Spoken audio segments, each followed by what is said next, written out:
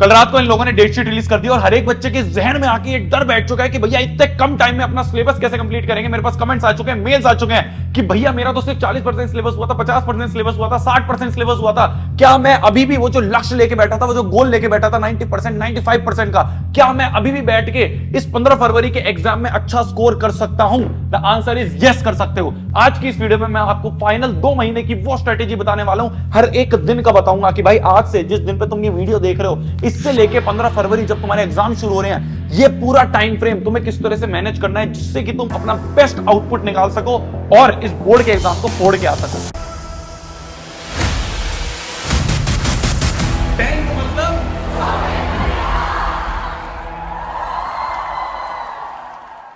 Hello everyone, this is शोभित तिरमान। आज की इस वीडियो में हम बात करने वाले हैं एक बहुत ही महत्वपूर्ण मुद्दे के बारे में। कल रात को इन्होंने डेट शीट रिलीज कर दी है। हमारे पास मात्र 2 महीने बचे हैं। इन 2 महीनों में हम कैसे अपना बेस्ट दे सकते हैं जिससे कि हम बोर्ड के एग्जाम में 90-95% फोड़ सकें, वो स्ट्रेटेजी आज इस वीडियो में बताने वाला हूं।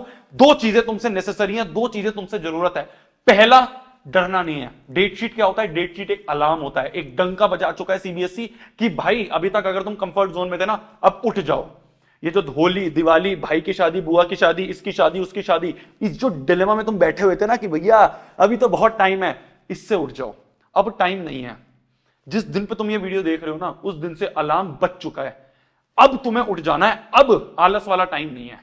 Second, commitment. नीचे कमेंट आ जाना चाहिए, हाँ भैया मैं फोड़ के आऊंगा, हाँ भैया मैं फोड़ के आऊंगी। ये कमेंट आ जाना चाहिए और ये लिख के ना सामने अपने बोर्ड के सामने जो तुम्हारा स्टडी टेबल है ना, उसके सामने चिपका लेना। ये कमिटमेंट नेसेसरी है, रगड़ना पड़ेगा। मैं कह रहा हूं 2 शर्तें हैं, 2 शर्तें हैं। पहली ये है डंका बज चुका है, अब कंफर्ट जोन पे नहीं आना। दूसरी, रगड़ना पड़ेगा। हमारे मास्टर हमेशा ये कहते थे कि भाई देखो, पूरे साल किसी बच्चे ने कितनी पढ़ाई करी है इतना फर्क नहीं पड़ेगा, आखिरी के टाइम पे जो अच्छे से रिवीजन कर लेगा, आखिरी के टाइम पे जो अच्छे से सिलेबस को कंप्लीट कर लेगा, वो बाजी मार ले जाएगा। तो ये आखिरी का टाइम जो है ना, ये तुम्हारा टाइम है। अब इसमें बाजी मारनी है। क्या मेरी बात समझ में आ रही है? कमेंट आ जाना चाहिए, हाँ भैया मैं फोड़ के आऊंगा, हाँ भैया मैं फोड़ के आऊंगी। ठीक है, शुरुआत करते हैं। सबसे पहली चीज जो हमारी डेट शीट थी, वो डेट शीट है कि भैया 15 फरवरी को आपका इंग्लिश का एग्जाम है, 20 को आपका साइंस का एग्जाम है, 25 को सोशल साइंस, 28 को हिंदी, 10 को मैथ्स। काफी अच्छी डेट शीट इन्होंने बनाई है। क्यों अच्छी है? क्योंकि इन्होंने गैप्स बहुत ज्यादा दिए हैं। हम देख सकते हैं हर एक में ऑन एन एवरेज, जैसे यहां पे हम देखें तो 5 दिन का गैप, यहां पे हम देखें 5 दिन का गैप। हिंदी में अगर हम देखें तो आपका आराम से दिख रहा है आपको 2 दिन का गैप। फिर उसके बाद मैथ्स में देखें तो हम भाई साहब 10 दिन का गैप हमें दिख रहा है। तो गैप्स इन्होंने बहुत अच्छे दिए हैं। मैं आपको ये चीज क्लियरली बता सकता हूं, कल भी मैंने लाइव में बोला था कि ये मैथ्स का जो एग्जाम है ना, ये तो ऐसा एग्जाम है, अगर तुम खाली इन 10 दिन में से पढ़ लोगे ना, मैं तुम्हें गारंटेड 100/100 दिलवा दूंगा। इस कॉन्फिडेंस से तो मैं बोल रहा हूं। तो इसलिए ये स्ट्रेटेजी 5 साल हो चुके हैं मेरे को यार ऑनलाइन एजुकेशन में। 5 साल में मैंने बहुत सारी चीजें देख ली हैं। तो मैं तुम्हें वो लकीर लगाने वाली चीजें बताऊंगा जिससे कि तुम फोड़ के आओगे। क्या मेरी बात समझ में आ रही है? अब अगर हम देखें, जिस दिन पे तुम ये वीडियो देख रहे हो, उस दिन से लेके 15 जनवरी तक तुम्हारा सिलेबस कंप्लीट हो जाना चाहिए। क्यों? क्योंकि भैया हमारा 15 फरवरी से क्या है, 15 फरवरी से हमारे एग्जाम स्टार्ट हो रहे हैं। तो 15 फरवरी से हमारे एग्जाम्स अगर 15 फरवरी से हमारे एग्जाम स्टार्ट हो रहे हैं, 15 फरवरी से हमारे एग्जाम स्टार्ट हो रहे हैं, तो हमारा ये गोल रहना चाहिए कि जिस दिन पे तुम ये वीडियो देख रहे हो, आज देख रहे हो, कल देख रहे हो, 2 दिन बाद देख रहे हो, 10 दिन बाद देख रहे हो, जिस दिन से तुम ये वीडियो देख रहे हो, उससे लेके 15 से 20 जनवरी तक तुम्हारा क्या है, सिलेबस कंप्लीट हो जाना चाहिए। अब सिलेबस कंप्लीट हो जाना चाहिए का मतलब क्या है? कुछ ऐसे बच्चे होंगे जिनका अभी तक मात्र 0 से 50% सिलेबस हुआ होगा, और कुछ बच्चे ऐसे होंगे जिनका 50% से ज्यादा सिलेबस हो चुका होगा। दोनों को ही क्या स्ट्रैटेजी अपनानी है, वो स्ट्रैटेजी अब मैं बताने वाला हूं। ध्यान से सुनते रहना, पूरी वीडियो बहुत इंपॉर्टेंट है। सबसे पहली चीज अगर मैं बात करूं, मैक्सिमम बच्चे इस वाली कैटेगरी में होंगे जिन्होंने अभी तक चाहे या तो 1-2 चैप्टर ही करे हैं या फिर बहुत 3-4 चैप्टर्स करे हैं, 50% सिलेबस हो गया है। तो अगर मैं इन बच्चों की बात करूं, वो बच्चे जिनका सिर्फ 0 से लेके 50% तक सिलेबस हुआ है, जो अभी जस्ट स्टार्ट करने की सोच रहे हैं, तो मेरी जान देख, अभी तेरा कॉन्फिडेंस वैसे ही लो हो चुका है। क्यों? क्योंकि डेट शीट आ चुकी है। अभी तू वैसे ही डरा हुआ है, अभी तू वैसे ही सहमा हुआ है। तो पहली चीज क्या है? इस कॉन्फिडेंस को बूस्ट करना है, इस कॉन्फिडेंस को वापस लेके आना है। कॉन्फिडेंस लाने का सबसे आसान तरीका होता है कि पहले इजी चैप्टर देखो। ये माइंड जो है ना, इसको जितना जल्दी तरीके से तुम खिला दोगे वैसे ही मान जाएगा। तो इसको खिलाना है, ठीक है? खिलाना मतलब घुमाना है इसको। कैसे घुमाओगे? सबसे पहले ना आसान चैप्टर्स उठा के उनको करना कर शुरू करो। जैसे मान लो तुमने अभी तक शुरू के 3-4 चैप्टर्स कर रखे हैं, वो 3-4 चैप्टर तुम्हारे बहुत अच्छे से परफेक्ट हो रखे हैं, तो पहले उन चैप्टर को उठा के उनका रिवीजन करो। तो पहला स्टेप क्या है? पहला स्टेप है कि इजीएस्ट चैप्टर को कंप्लीट करो। जितने भी तुम्हारे इजीएस्ट चैप्टर्स हैं उन इजीएस्ट चैप्टर्स को कंप्लीट करना शुरू करो। इजीएस्ट चैप्टर जैसे तुम कंप्लीट करोगे तुमसे सवाल बनने शुरू होंगे, तुम्हारे अंदर कॉन्फिडेंस आएगा। वहीं अगर तुम मुश्किल चैप्टर उठा लोगे, तुम उठाओगे सरफेस एरिया वॉल्यूम, तुम उठा लोगे ट्रिग्नोमेट्री, तुम उठा लोगे ट्राइंगल्स, क्या होगा? पहला ही सवाल नहीं बना, कॉन्फिडेंस डाउन, खत्म। तो इस माइंड को खेलना है ना? क्या करना है? सबसे पहले इजीएस्ट चैप्टर करो जिससे कि कॉन्फिडेंस बूस्ट हो। जैसे ही कॉन्फिडेंस बूस्ट हो गया, जैसे ही कॉन्फिडेंस बूस्ट हो गया, तुम्हारा कॉन्फिडेंस जो है वो बूस्ट हो गया। कॉन्फिडेंस बूस्ट होते ही क्या करना है हमें? दूसरा काम है हमें कि हमें अब धीरे धीरे मीडियम चैप्टर्स पे बढ़ना है। ठीक है, धीरे धीरे मीडियम चैप्टर्स पे बढ़ना है। एक चीज जो मैं हर साल बताता हूं, देखो ये हमेशा पन्ना बनाने का क्या लॉजिक है? पन्ना बनाने का लॉजिक ये है कि जब तक तुम लिखोगे नहीं ना तब तक वो तुम्हारे जहन में बैठेगी नहीं। तो लिखो, जो भी चीज मैं बता रहा हूं, वीडियो को भी देख रहे हो, लिखो। लिखने से क्या होता है ना, हमारी अच्छे से मसल मेमोरी भी यूज हो रही है, तो मजा आएगा। देखो जैसे तुमने मान लो मैथ्स का कॉलम बनाया, तो मैथ्स के हमने 2 कॉलम बना दिए। ऐसे चैप्टर्स जो तुम्हारे हो रखे हैं वो यहां लिखे। तो सबसे पहले ये इजीएस्ट चैप्टर है, इनको निपटा लिया। इनको निपटाओगे जब, धीरे धीरे इस पे कट मारोगे, इस पे कट मारोगे, इस पे कट मारोगे, इस पे कट मारोगे, कॉन्फिडेंस बूस्ट होगा। अब क्या करा? वो चैप्टर जो आज तक तुमने उठाए नहीं है या फिर हल्के हैं, ये वो चैप्टर्स हैं जो अभी तक तुम्हारे हुए नहीं है। तो इनमें से क्या करो? पहला मीडियम उठा के कंप्लीट करो। जैसे जैसे मीडियम कंप्लीट होंगे और धीरे धीरे कॉन्फिडेंस बूस्ट होगा। फिर जब कॉन्फिडेंस बूस्ट हो गया, अब तुम्हारा काम क्या है? अब तुम्हें हार्ड की तरफ बैठना है, क्योंकि अब तुम्हारा कॉन्फिडेंस अच्छे लेवल पे है। अब तुम कहोगे लेके आओ भाई ट्रिग्नोमेट्री, लेके आओ भाई ट्राइंगल्स, लेके आओ भाई सरफेस एरिया वॉल्यूम, अब तुम कर दोगे। तो ये जो है ना, ये हैक सबसे ज्यादा काम आएगा वो बच्चे जिनका अभी तक सिर्फ 0 से लेके 50% तक सिलेबस हुआ है। कैसे करना है भैया? कहां से करना है? कैसे पढ़ना है? देखो सबसे पहली चीज होती है one shot video. One shot video से क्या होगा? तुम्हारा चैप्टर का ओवरव्यू होगा। चाहे साइंस की बात करूं, एसएसटी की बात करूं, मैथ्स की बात करूं, कोई भी सब्जेक्ट हो गया, वन शॉट सबसे पहले देखना है। चैप्टर का ओवरव्यू हुआ। सेकंड चीज, एनसीईआरटी जरूर करनी है। एनसीईआरटी का एक भी सवाल मत छोड़ देना, इतना इंपॉर्टेंट है। तुम्हें दिखेगा डायरेक्टली उठ के भी सवाल आए हुए हैं। एनसीईआरटी कंप्लीट करी, अच्छे से निचोड़ के घोट के पी ली। One shot NCERT. एनसीईआरटी के बाद तुम कोशिश करना कि भाई अपना जितनी भी एक्सरसाइज वगैरह है ना, competency based question, sample paper तुमने ले रखे होंगे, क्वेश्चन बैंक तुमने ले रखे होंगे, उनमें से कॉम्पिटेंसी बेस्ड क्वेश्चंस की प्रैक्टिस कर लो। ठीक है, जैसे ही तुम्हारा सिलेबस कंप्लीट हो जाएगा, जैसे ही तुम्हारा ये सिलेबस कंप्लीट हो जाएगा, सिलेबस कंप्लीट होते ही तुम्हें क्या करना है? सिलेबस कंप्लीट होते ही तुम्हारा काम ये रहेगा कि यहां से लेके यहां तक के टाइम में तुम्हें करने हैं भर भर के सैंपल क्वेश्चन पेपर्स। फाइनल रणभूमि में जाने से पहले सैंपल पेपर्स करना बहुत जरूरी है, ये बात समझ लो। ये आपके पास करीब 30, 35, 40 दिन है, जिस दिन से तुम ये वीडियो देख रहे हो 40-45 दिन है, इसमें सिलेबस कंप्लीट करना है, बाद में सैंपल पेपर्स करने हैं। तो ये बात हो गई उन बच्चों की जिनका 0 से 50% तक सिलेबस हुआ है। ठीक है, ठीक है। अब अगर मैं बात करूं उन बच्चों की जिनका 50% से ज्यादा हो चुका है, वो बच्चे जिनको रिवीजन करना है, वो बच्चे जिनको रिवीजन करना है। तो रिवीजन करने का बेस्ट तरीका क्या है मेरी जान? ध्यान से सुनना। रिवीजन करने का सबसे पहली चीज, तो जितने चैप्टर्स बचे उन चैप्टर्स को कंप्लीट कर लो। जो चैप्टर्स रिमेनिंग है उन चैप्टर्स रिमेनिंग को क्या करना है? हमें कंप्लीट कर लेना है। पहला काम, चैप्टर्स रिमेनिंग जैसे कंप्लीट हो जाएं, फिर दूसरा काम क्या है? फिर दूसरा काम है कि भाई अब हमें जो चैप्टर्स हो गए उनका रिवीजन करना है।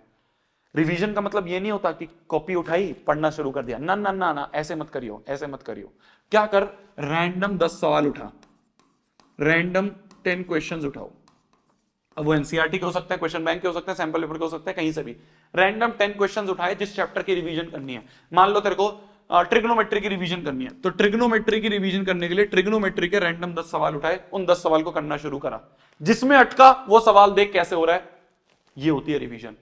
क्योंकि जो आते हैं वो तो हो ही गए, जो नहीं आते उसको स्ट्रांग करना है। जिस टॉपिक में अटके, जैसे तुम साइंस पढ़ रहे हो, साइंस में पढ़ते हुए मान लो इलेक्ट्रिसिटी में कोई एक छोटा सा टॉपिक है, मान लो सेल का टॉपिक है, या मान लो तुम्हारा वोल्टेज का टॉपिक, कोई भी एक टॉपिक है, उस टॉपिक के अगर तुम क्वेश्चन में अटक रहे हो तो सिर्फ उस टॉपिक का रिवीजन करो, पूरे चैप्टर का रिवीजन मत करो, टाइम वेस्ट होगा। तो साइंस का मान लो इलेक्ट्रिसिटी उठानी है, इलेक्ट्रिसिटी के रैंडम 10 क्वेश्चन उठाए, सॉल्व करे, जिस क्वेश्चन में अटके उसका टॉपिक रिवाइज करा, स्ट्रांग हो गया रिवीजन। समझ में आ रही है मेरी बात? इसे कहते हैं स्मार्ट स्ट्रेटेजी। तो जिन बच्चों का 50% से ज्यादा सिलेबस हो चुका है उनको रिवीजन करनी है। रिवीजन के लिए पहले रिमेनिंग चैप्टर्स कंप्लीट करो, है ना, और उसके बाद अपना तुम 10-10 रैंडम क्वेश्चंस उठाओ। ये टॉपर्स की स्ट्रेटेजी है, लास्ट ईयर मेरे को टॉपर ने बताई थी। ये बच्चे हैं, देखो यहां पे कॉन्फिडेंस थोड़ा सा लैग हो सकता है। ठीक है, अगर तुम ऐसी स्टडी में आते हो जिसमें अभी तक तुमने शुरू ही नहीं करा है, या बहुत सारे बैकलॉग है, या ऐसा है कि भैया अभी तो डर बहुत लग रहा है, कुछ ऐसी चीज बता दो कि भैया हाथ पकड़ के तुम ना बिल्कुल आज के दिन से उठा के तुम आखिरी बोर्ड के एग्जाम तक हाथ पकड़ के मेरे को भैया वहां तक ले जाओ। प्लीज मेरे को हर चीज कंप्लीट करवा दो एक स्ट्रक्चर तरीके में। देखो कुछ बच्चे ऐसे होते हैं जो अपना टाइम टेबल खुद बना सकते हैं, अपना प्लानर खुद बना सकते हैं, हर एक दिन को प्लान कर सकते हैं, प्रोक्रेस्टिनेट नहीं करेंगे, उनको अपने ऊपर कंट्रोल होता है। पर कुछ बच्चे ऐसे जैसे नहीं हो पाता यार, मतलब मैं अगर अपनी बात करूं तो मेरे से भी बहुत सारे ऐसा टाइम होता था, प्रोक्रेस्टिनेट बहुत करता था, आलस में बहुत आ जाता था, वो जो प्लानर बना रहा हूं वो मेरे से नहीं अच्छे से फॉलो हो पाता था।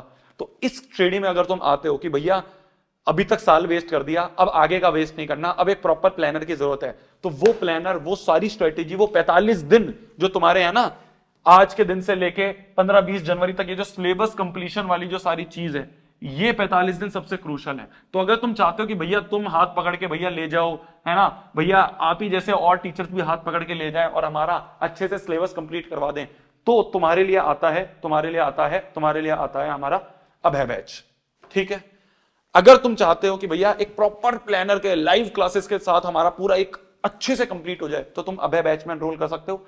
9th का देख रहा है, 9th के लिए भी अभय बैच है, ये 10th का है। 10th का अभय बैच जो है आपका वैसे तो 1500 का है, पर इसमें अगर आप एक कूपन लगा दोगे जो कि है NEXT नेक्स्ट 2000, तो नेक्स्ट 2000 कूपन लगाने से आपका जो प्राइस है वो 1199 का हो जाएगा। ये प्राइस थोड़ा सा हाई इसलिए क्योंकि इसमें आपको मिलता है एग्जाम ब्रह्मास्त्र।